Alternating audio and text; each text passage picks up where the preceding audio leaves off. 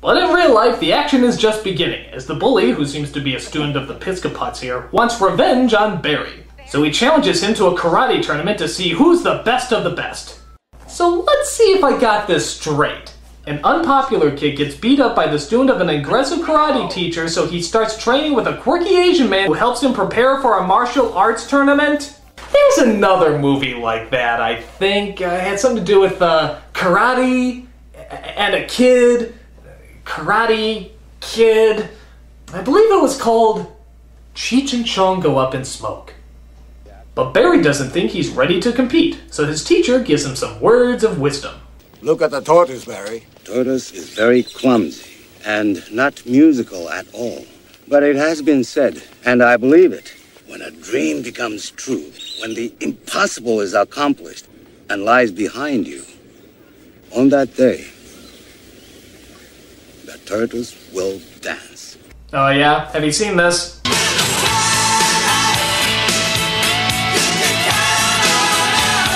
But how are Barry and Lee going to get ready for the tournament in such little time? This looks like the job for an 80s montage.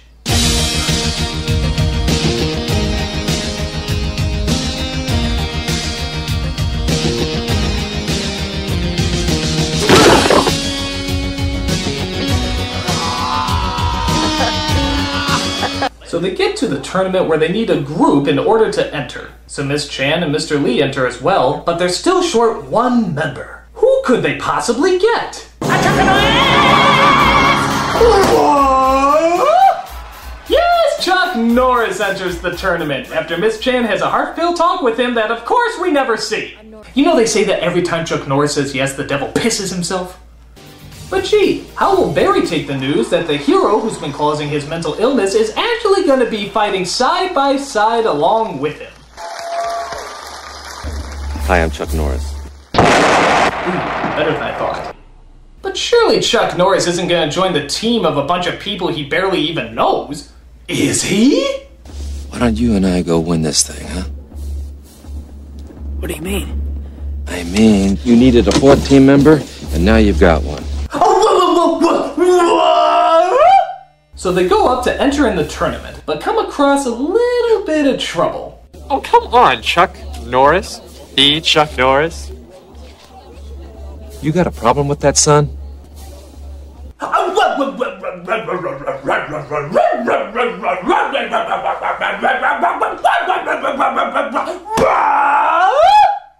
So Miss Chan performs and does well, Mr. Lee performs and does well, so it's all up to Barry and Chuck now, as they fend off against the evil Piscopansies. So, if you can imagine, when Barry goes up there, he still fantasizes. Kid, you're in a karate tournament with Chuck fucking Norris! There's no need to daydream! Are you ever fucking satisfied?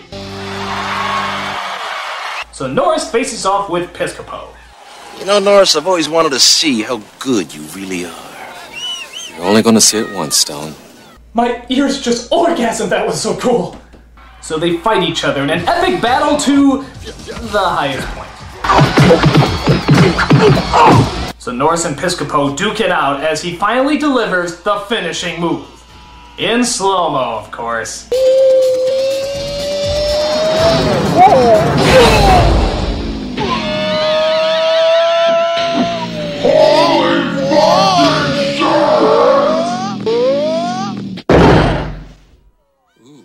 You might be wondering, what the hell just happened?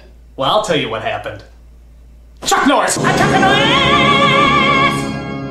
But the two dojos are tied, which means a block breaking competition will settle it all. Piscopo's team doesn't break all the blocks, which means it's up to Barry to win the day. But Barry admits that he doesn't quite think he can do it.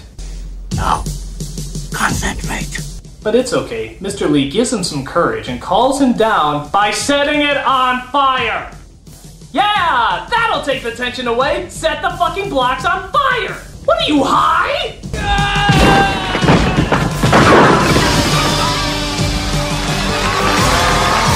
So of course he breaks all the blocks and wins the day.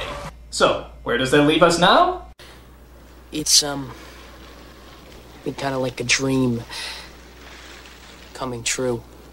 Dreams do come true, Barry. If you want them bad enough. Yeah, I guess that's why so many people can't beat cancer. They just didn't want it hard enough. So he leaves the magazine behind and walks off into the sunset. Meanwhile, in the most cliched of schlock endings, a kid picks up the magazine, is no doubt inspired by the brave god beast that he sees on the cover, and wouldn't you happen to know it, he's in a wheelchair. Yes! Chuck Norris will heal the disabled! All you have to do is believe! Believe in the power of Chuck Norris! Good God, this movie is shit! I mean, come on! There wasn't any more of Norris's cock you could suck? I never saw anything quite so self-indulgent, and I sat through Moonwalker. I mean, what was the idea behind this movie? Did Norris have a cereal he wanted to promote? Was there a commercial tie-in? Did one of the family members direct it? Was there a... Okay, now it all makes sense. It was directed by his brother. Was this like your birthday gift to him or something? Just make a movie about him? Okay. None of the build-up about Chuck Norris is true. It's false. Grade A false bulldookie. It's stupid, it's nonsensical, and none of it makes sense. May God strike me down if I'm wrong. I'm the Nostalgia Critic guy, remember?